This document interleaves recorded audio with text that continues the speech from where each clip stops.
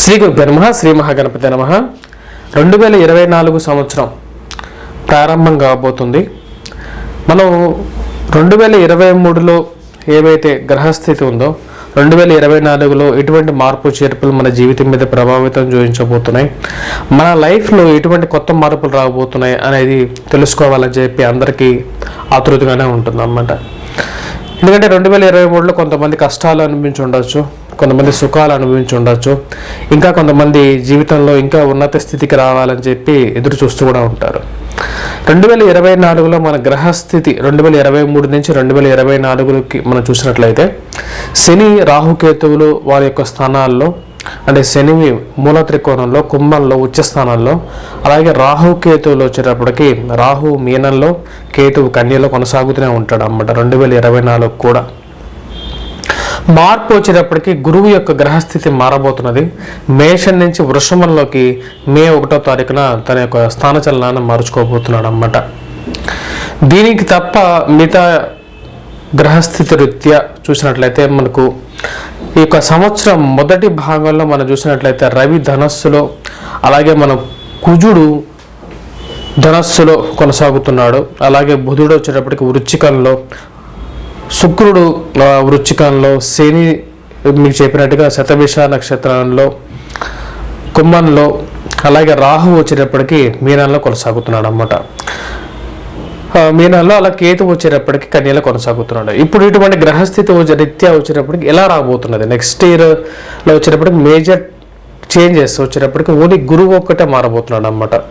కానీ గురు మార్పు అనేది ద్వాదశ రాశుల మీద చాలా ప్రభావం అనేది చూపిస్తుంది అన్నమాట. చాలా మంది తలరాతులు మార్చబోతుంది. అవి ఎలా ఉన్నాయో చూద్దాం. మనకు మేషరాశి వారికి ఎలా ఉన్నది ఇప్పుడు ఈ 2023 వదిలేస్తే 24 సంవత్సరం, ఎందుకంటే మేషరాశి వారికి రాహు లగ్నంలో ఉన్నందువల్ల కొద్దిగా కష్ట నష్టాలు పడ్డారన్నమాట. ముఖ్యంగా రాహు లగ్నంలో ఉన్నప్పుడు 2023లో మీరు కంపేర్ చేసుకున్నట్లయితే చాలా సమస్యలు, ముఖ్యంగా ఆరోగ్య సమస్యలు లేకుండా ఉంటాయి. ఏవైతే ఒక నిర్ణయం తీసుకోవాల్సినటువంటి పరిస్థితిలో నిర్ణయం తీసుకోలేక వైవాహిక జీవితంలో ఏవైతే కష్టాలు ఉన్నాయో అవన్నీ కొన్ని అనుభవించి ఉండొచ్చు. కానీ 2024 చాలా మంచి శుభోదయంతో వీరి జీవితం అనేది మొదలవబోతున్నది అన్నమాట. ఎందుకంటే రాహు 12వ ఇంట్లో ఉండటం వల్ల మరియు షష్టమంలో కేతువు వీరికి చాలా అనుకూలమైనటువంటి ప్రభావం అనేది ఇవ్వబోతుంది అన్నమాట. మనం చూసినట్లయితే ముఖ్యంగా రాహు ఎప్పుడైతే లగ్నంలో ఉన్నప్పుడు ఇచ్చినటువంటి ప్రభావం అనేది తగ్గింది. గురువు లగ్నంలో ఉన్నాడు, చాలా మంచి స్థానంలో ఉన్నాడు అన్నమాట. మే వరకు చూసుకున్నట్లయితే ఆరోగ్య సంబంధితమైన విషయాల్లో చాలా అనుకూలమైనటువంటి ఫలితాలు అనేది వీరు పొందబోతున్నారు. మానసిక స్థిరత్వం అనేది పొందబోతున్నారు. తీసుకోబోయే నిర్ణయాలు అనేవి చాలా క్లియర్గా ఉండే విధంగా ఉంటుంది. వైవాహిక జీవితంలో సుఖం, సంతోషం అనుభవించబోతున్నారు. సంతాన సంబంధితమైన విషయాల్లో అనుకూలత అనేది ఉండబోతున్నది అన్నమాట. ఈ యొక్క రాశి వారిని మనం చూసినట్లయితే రాహు 12వ ఇంట్లో ఉన్నందువల్ల అధికమైన ధన వ్యయం అనేది పట్టబోతున్నది అన్నమాట. అంటే సద్వయము దుర్వ్యయం మన జీవితంలో మనం చెప్పచ్చు అన్నమాట. సద్వయము దుర్వ్యయంగా చెప్పినట్లయితే సంపాదించడం ఒక ఎత్తు అయితే దాన్ని ఖర్చు పెట్టే విధానం అనేది ఇంకొక ఎత్తు ఉంటుందన్నమాట. ఇప్పుడు రాహు 12వ ఇంట్లో ఉన్నప్పుడు ఏం చేస్తాడంటే అన్నెసెసరీ ఎక్స్పెండిచర్ అనేది ఎక్కువగా చేస్తాడు. అంటే 10 రూపాయల బదులు 20 రూపాయలు అనేది ఎక్కువగా ఖర్చు పెట్టడం అనేది జరుగుతుందన్నమాట. సంపాదన సంబంధితమైన విషయాలకి అనుకూలమైన విషయాల్లోకి వీరికి 6వ స్థానంలో కేతువు చాలా మంచి యోగకారకమైనటువంటి స్థానంలో ఉన్నాడు అన్నమాట. దానివల్ల శత్రు విజయాన్ని ఇవ్వడం అనేది జరుగుతుంది. ఆరోగ్య సంబంధితమైన విషయాల్లో అనుకూలమైన ఫలితాలు కూడా ఇస్తాడు అన్నమాట. పుత్ర సంబంధితమైన విషయాల గురించి ఎవరైతే ప్రయత్నాలు ఇస్తున్నారో లేకపోతే కుటుంబంలో ఇంకా అనుకూలత, ఐక్యత అనేది పెరుగుతుంది అన్నమాట. వీరికి ఎప్పటి నుంచి పెరుగుతుంది అంటే మేషరాశి వారి జీవితం చూసినట్లయితే 2024లో మే తర్వాత లైఫ్లో పెద్ద చేంజ్ రాబోతుంది అన్నమాట. అది ఎటువంటి చేంజ్ అంటే ధనస్థానంలోకి గురువు ఎప్పుడైతే రాబోతున్నాడో పూర్తి యోగాన్ని ఇవ్వబోతున్నాడు అన్నమాట. ధనయోగాన్ని పట్టించబోతున్నాడు. చాలా సంవత్సరాల తర్వాత, ఎన్నో సంవత్సరాల తర్వాత చెప్పాలంటే మేషరాశి వారికి ఒక మంచి యోగకారకమైనటువంటి గ్రహస్థితి అన్నమాట. మేషంలో ఉన్న గురువు ఎప్పుడైతే వృషభంలోకి ప్రయాణం చేస్తాడో చాలా మంచి యోగంగా చెప్పచ్చు అన్నమాట. కుటుంబంలో ఐక్యత పెరుగుతుంది. సంతాన సంబంధితమైన విషయాలు అనుకూలంగా ఉంటుంది. అలాగే ఇంట్లో ఒకరికి ఉద్యోగం రావటం మరియు ఇంట్లో యొక్క ఆదాయం అనేది పెరగటం, బిజినెస్లో అనుకూలత పెరగటం, వైవాహిక జీవితంలో సత్సంబంధాలు అంటే ఎప్పుడైతే విడిపోదామో అనుకున్న వారు ఎవరైతే ఉన్నారో వారి మధ్య ఆ ప్రేమ అనేది మళ్ళీ చిగురించటం, మరి కలిసి ఉండటం అనేది జరుగుతుంది అన్నమాట. అంటే వైవాహిక జీవితంలో కష్ట నష్టాలు ఎవరైతే అనుభవిస్తున్నారో వారికి కొంచెం అనుకూలమైనటువంటి ఫలితం కూడా రాబోతుందని చెప్పి క్లియర్గా తెలుస్తుంది అన్నమాట. ఫ్రెండ్స్ అండ్ రిలేటివ్స్ విషయంలో ఈ యొక్క రాశి వారికి వచ్చేటప్పటికి పూర్తి అనుకూలమైనటువంటి ఫలితం కూడా రాబోతుంది అన్నమాట. మరియు ఈ యొక్క రాశి వారికి మనం చూసినట్లయితే తల్లిగారితో సత్సంబంధాలు అనేది ఏర్పడటం, గృహం కొనడం అనేది జరుగుతుంది. ఈ సంవత్సరం వీరికి బాగా జరిగే ఒక మంచి యోగకారకమైనటువంటి స్థితి ఏంటి అంటే గృహం కొనుక్కోవటం అన్నమాట. అంటే సొంత ఇల్లు కోరిక ఏదైతే ఉందో అది ఈ సంవత్సరంలో ఖచ్చితంగా మేషరాశి వారికి నెరవేరే ఒక మంచి అనుకూలమైనటువంటి ఫలితం కూడా అన్నమాట. అలాగే ఉద్యోగ సంబంధితమైన విషయాల్లో అనుకూలంగా ఉంటుంది. ఫ్రెండ్స్ అండ్ రిలేటివ్స్లో వారు అనుకున్న దానికన్నా మీకు ఎక్కువగా సహాయం చేయటం, మరియు అది మీ మానసిక ఆనందానికి ఫ్రెండ్స్ అండ్ రిలేటివ్స్ ఎవరైతే ఉన్నారో కుటుంబంలో నేను ఒక్కడే కాదు నాకు సహాయం చేయడానికి అవసరం ఉన్నప్పుడు 10 మంది నాకు తోడుగా నుంచుంటారు అనే ఒక మానసిక స్థిరత్వాన్ని మీరు పొందగలుగుతారు. అలాగే బలాన్ని కూడా పొందగలుగుతారు అన్నమాట. యాక్చువల్గా ఇవన్నీ విషయాలు చూసినట్టయితే తల్లిగారితో సఖ్యత పెరగటం, తల్లిగారి ఆరోగ్య సంబంధితమైన విషయాల్లో అనుకూలతగా ఉంటుంది. మరియు సెల్ఫ్ డ్రైవింగ్ విషయాల్లో అనుకూలత అనేది సిద్ధిస్తుంది అన్నమాట ఒక రాశి వారికి. మరియు తల్లిగారితో దీవెన పొందడం వల్ల గృహ కొనుగోలు కానీ వాహన కొనుగోలు సత్సంబంధితమైన విషయాల్లో అనుకూలత అనేది ఉంటుంది అన్నమాట. కుటుంబంలో ఐక్యత పెరుగుతుంది. పిల్లల యొక్క ఆరోగ్య సంబంధితమైన విషయాలు కూడా అనుకూలంగా ఉంటాయి అన్నమాట. శారీరక మానసిక స్థిరత్వం అనేది ఈ మేషరాశి వారికి బాగా కలిసి వస్తుంది. 2024 ఈ రాశి వారికి చాలా దివ్యంగా ఉండబోతున్నటువంటి సంవత్సరంగా చెప్పచ్చు అన్నమాట. కాకపోతే రాజకీయంగా కూడా ఈ రాశి వారు చాలా మంచి స్థాయిలోకి రావడానికి అవకాశం ఉంది. కాకపోతే ఈ రాశి వారికి వచ్చేటప్పటికి వ్యయ స్థానంలో ఉన్నటువంటి రాహు వచ్చేటప్పటికి కొద్దిగా అధికమైన ధన వ్యయాన్ని కారకుడుగా తయారవుతాడు అన్నమాట. డబ్బు 10 రూపాయలు ఖర్చు పెట్టాలనుకున్న చోట కొద్దిగా ఎక్కువగా డబ్బు ఖర్చు అవటం, ఆరోగ్య సంబంధితమైన విషయాల్లో అప్పుడప్పుడు అనారోగ్యం జరిగినప్పటికీ రికవరీ అనేది అంటే హెల్త్ రికవరీ అంటే తొందరగా కోలుకోవటం అనేది జరుగుతుంది. వా యొక్క విషయంలో ఎటువంటి ఇది లేదన్నమాట. విద్యార్థులకు ఎలా ఉండబోతున్నది ముఖ్యంగా వచ్చినప్పటికీ, ఎందుకంటే ఈ రాశిలో ఉండే విద్యార్థులు వారి యొక్క జీవితంలో ఎలా ఉండబోతున్నారు అంటే 2024 సంవత్సరంలో విద్యార్థులు ఎలా చదవబోతున్నారు అనేది చూద్దాం. విద్యార్థులు ఎవరైతే ఉన్నారో విద్యార్థులు చాలా అనుకూలమైనటువంటి కాలంగా కూడా గోచరిస్తుంది అన్నమాట. గురువు చాలా మంచి స్థానాల్లో ఉండబోతున్నాడు అన్నమాట. అంటే మొదటిది వచ్చేటప్పటికి ఈ యొక్క రాశి వారికి వారి యొక్క రాశిలో, రెండోది వచ్చేటప్పటికి ధనస్థానాల్లో ఉన్నప్పుడు ఎటువంటి ఫలితాన్ని ఇస్తాడంటే పోటీ పరీక్షల్లో ఉత్తీర్ణత శాతాన్ని అధికంగా ఇస్తాడు. మరి ఈ రాశి వారు ఎవరైతే ఉద్యోగ ప్రయత్న సంబంధితమైన విషయాలు అంటే సివిల్స్లో కానీ గ్రూప్స్లో కానీ వాటి గురించి ఎవరైతే ప్రయత్నాలు చేస్తున్నారో వాటిలో సాధికారతని ఇస్తాడు అన్నమాట. వాటిలో పూర్తిగా ఉత్తీర్ణతనిస్తాడు. వాటిలో ఎటువంటి సంశయం అనేది లేదన్నమాట. ఓవరాల్గా వచ్చినప్పటికీ చాలా అనుకూలమైనటువంటి ఫలితాలు ఇస్తున్నాడు. మీకు ఇంజనీరింగ్ విద్యలో కానీ లేకపోతే డాక్టర్ అండ్ మెడికల్ రిలేటెడ్ సైన్సెస్లో కానీ ఎవరైతే చదువుతున్నారో వారికి కూడా అనుకూలమైనటువంటి ఫలితాన్ని ఇస్తున్నాడు అన్నమాట. ప్రేమ సంబంధితమైన వ్యవహారాల్లో కొంచెం ఆచిచూసి వ్యవహరించాల్సినటువంటి ముఖ్యమైన సూచనగా కూడా చెప్పచ్చు. జీవితంలో ప్రేమతో కూడుకున్నటువంటి జీవితం అనేది ఉంటుందన్నమాట ఈ రాశి వారికి. ఈ సంవత్సరం ఎవరైతే ఇక ప్రేమ జీవితంలో కావాలనుకుంటారు అంటే వివాహం తర్వాత అయినా ప్రేమ, వివాహం ముందైనా సరే ప్రేమ అనేది వివాహంతో ప్రేమతో కూడుకున్నటువంటి జీవితం అనేది ఈ సంవత్సరంతో నడుస్తుంది వీరికి. వాటిలో ఎటువంటి ఇది లేదు. ఆ మోసపూరితమైనటువంటి మనుషులకి కొంచెం దూరంగా ఉండాలి. ఎక్కువగా వారితో మాట్లాడేటప్పుడు కానీ ఎక్కువ విషయాల్లో అనుకూలంగా లేదన్నమాట. మరి విద్యా సంబంధితమైన విషయాల్లో అనుకూలంగా ఉంది.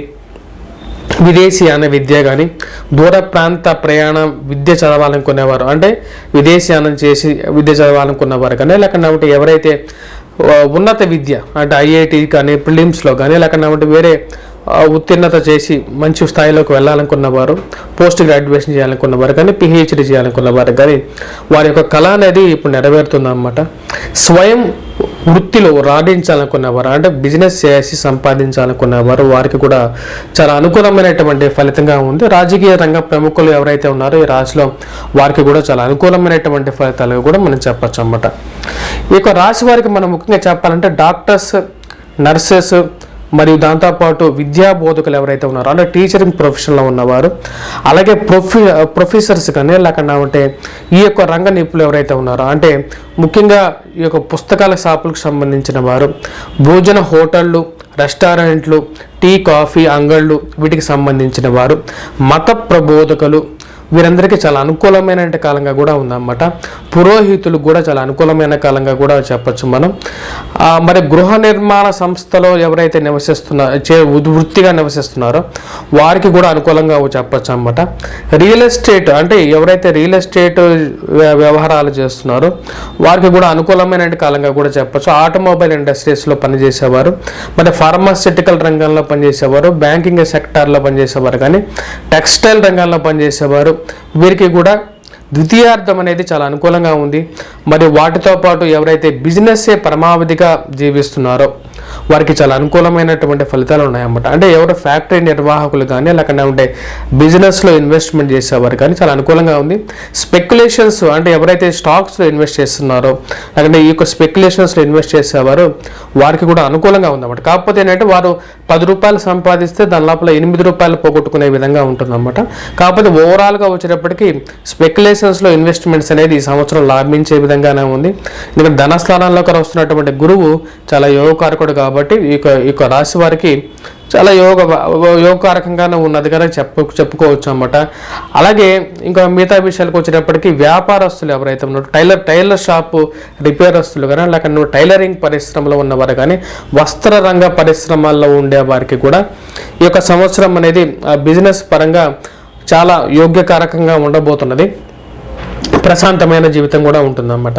ఎవరైతే ప్రశాంత జీవితం కోరుకుంటున్నారో ప్రశాంతమైన జీవితం కావాలని చెప్పి ఎన్నో రోజుల నుంచి పరితపిస్తుంటారో వారికి కూడా ఈ సంవత్సరం అనేది కొంచెం ప్రశాంతమైన జీవితం కూడా లభిస్తుంది అన్నమాట. కుటుంబ సంబంధ బాంధవ్యాలు కంపేరేటివ్గా చూసుకుంటే చాలా పోయిన సంవత్సరంతో పోల్చుకుంటే ఈ సంవత్సరం చాలా అనుకూలంగా ఉన్నదని కూడా మనం చెప్పొచ్చు అన్నమాట. సివిల్ రంగంలో పనిచేసేవారు, కాంట్రాక్టర్స్, రియల్ ఎస్టేట్లో వేసేవాళ్ళు లేకుండా రోడ్లకు సంబంధించినటువంటి కాంట్రాక్ట్లు పనిచేసేవారు కానీ లేకుండా ఉంటే ఈ యొక్క అగ్నిమాపక సంస్థల్లో పనిచేసేవారు, పోలీస్ రంగంలో పనిచేసేవారు, అలాగే మిలిటరీ రంగంలో పనిచేసేవారు వీరందరికీ కూడా ఈ సంవత్సరం అనేది ఉద్యోగపరంగా అనుకూలంగా ఉందన్నమాట. కంపేరేటివ్గా పోయిన సంవత్సరం కన్నా పోయిన సంవత్సరం మీరు అనుభవించినటువంటి ఏదైతే శారీరక శ్రమ ఏదైతే ఉందో వాటికన్నా ఈ సంవత్సరం అనేది అనుకూలంగా ఉంది. మరియు రాజకీయ రంగ ప్రముఖులు ఎవరైతే ఉన్నారో వాళ్ళ గ్యారంటీకి ఈ సంవత్సరంలో ఒక మంచి అనుకూలమైనటువంటి వ్యక్తిని పొందగలుగుతారు అన్నమాట. స్థిరచరాస్తుల కొనుగోలు సంబంధితమైన విషయాల్లో మరియు రాజకీయ రంగ ప్రముఖులకు వచ్చేటప్పటికి పేరు ప్రఖ్యాతులు అనేది బాగా పెరుగుతాయి అన్నమాట. మేషరాశిలో ఉన్నటువంటి రాజకీయ రంగ ప్రముఖులు ఎవరైతే ఉన్నారో 2024 సంవత్సరాల్లో మంచి పేరు సాధించగలుగుతారు అన్నమాట. పేరు ప్రఖ్యాతులు మే తర్వాత బాగా సాధించగలుగుతారు. మే ముందు కూడా చాలా అనుకూలంగానే ఉందని చెప్పుకోవచ్చు అన్నమాట. మనం ఇప్పుడు మన రెమెడీస్ పరంగా చూసినట్లయితే గురుబలం అనేది చాలా ముఖ్యమైన భూమిక పోషిస్తుంది అన్నమాట. ద్వాదశ రాశుల వారికి మీద మనం రెమెడీస్ పరంగా చూసినట్లయితే మేషరాశి వారికి గురుబలం అనేది చాలా అనుకూలంగా ఉంది. సో కాబట్టి వీరు ముఖ్యంగా కేతుగ్రహ అనుకూలత అనేది పొందడం, అలాగే రాహుకేతువులు ఇద్దరికి పరిహారం చేసుకుంటే సరిపోతుంది అన్నమాట. అలాగే వృషభ రాశి వారిని మనం చూసినట్లయితే గురుబలం అనేది పూర్తిగా యోగకారకంగా ఉందన్నమాట.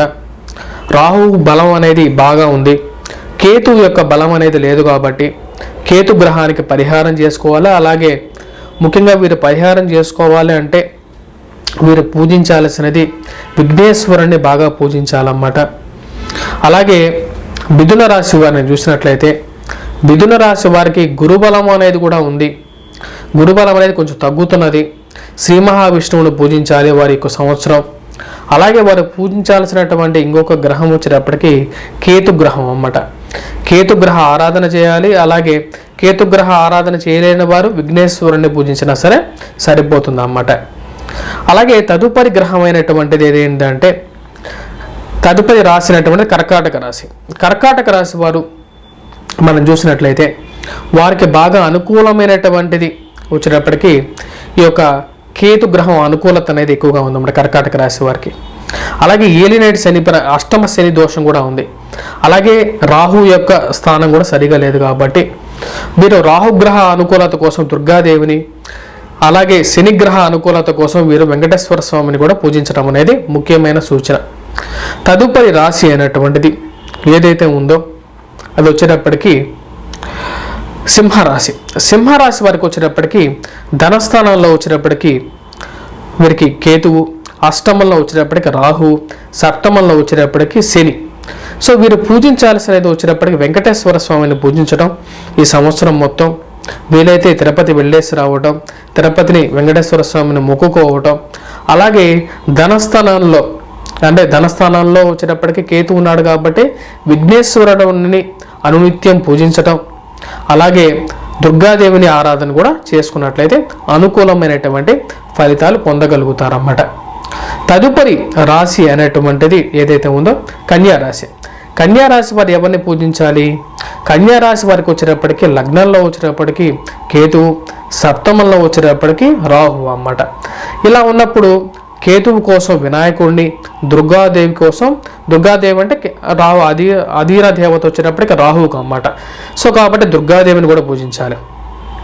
వీటన్నిటితో పాటు ఈ యొక్క రాశి వారికి అష్టమంలో ఉన్నటువంటి గురువు వచ్చేటప్పటికి భాగ్యస్థానాల్లోకి మంచి స్థానంలోకి వెళ్తున్నాడు కాబట్టి మీరు గురువుని పూజించినా మంచిదే, పూజించకపోయినా మంచిదే అన్నమాట. తదుపరి రాశి అయినటువంటిది ఏదైతే ఉందో రాశి వచ్చేటప్పటికి తులారాశి. తులారాశి వారికి వచ్చేటప్పటికి యోగ్యకారకమైన రాహుకేతువుల యొక్క స్థానం అనేది ఉంది. సప్తమంలో వచ్చేటప్పటికి గురువు ఉన్నాడు అన్నమాట. కాకపోతే మే తర్వాత అష్టమంలోకి గురువు వస్తున్నాడు కాబట్టి మే తర్వాత వీరు పూజించాల్సినది ఒకరినే అన్నమాట. ఎవరిని పూజించాలి అంటే శ్రీ మహావిష్ణువుని పూజించినా సరిపోతుంది, లేకపోతే దత్తాత్రేయ స్వామి ఆరాధన చేసినా సరిపోతుంది అన్నమాట. తదుపరి వచ్చినప్పటికి వృశ్చిక రాశి. వృశ్చిక రాశి వారికి మే తర్వాత గురువు మంచి స్థానంలోకి వస్తున్నప్పటికీ ఈ యొక్క రాశి వారికి చతుర్థంలో శని అంటే అర్ధాష్టమ శని దోషం అనేది ఉంది. వెంకటేశ్వర స్వామి ఆరాధన అనేది చేయాలి. అలాగే ఈ యొక్క రాశి వారికి వచ్చేటప్పటికి పంచమంలో రాహు ఉన్నాడు అన్నమాట. పుత్రక్షయకారకుడు మరియు అలాగే ఆరోగ్యాన్ని కూడా హరిస్తాడు కాబట్టి రాహుకి దుర్గాదేవిని కూడా పూజించాలన్నమాట.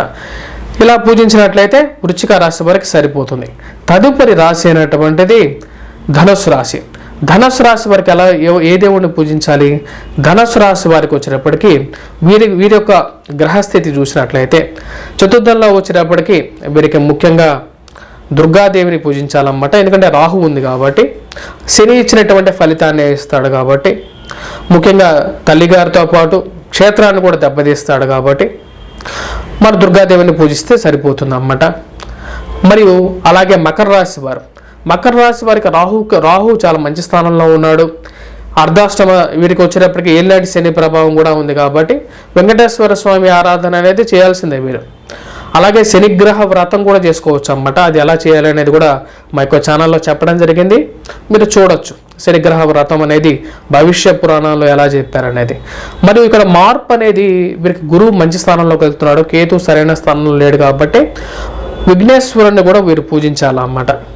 అలాగే కుంభరాశి వారికి వచ్చేటప్పటికి వీళ్ళకి ధనస్థానాల్లో రాహువు, అష్టమంలో కేతువు, అలాగే ఏలినేటి శని ప్రభావం కూడా ఉంది కాబట్టి వీళ్ళు వెంకటేశ్వర స్వామిని, దుర్గాదేవిని, అలాగే విఘ్నేశ్వరుని కూడా పూజించాలి.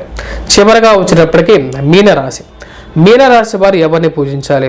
మీనరాశి వారు వచ్చేటప్పటికి రాహుకేతువులు ఇద్దరిని పూజించాలి, దుర్గాదేవిని, అలాగే విఘ్నేశ్వరుని, దాంతోపాటు వెంకటేశ్వర స్వామిని కూడా వీరు పూజించినట్లయితే అనుకూలమైనటువంటి ఫలితాలు పొందగలుగుతారు. Please do subscribe and share.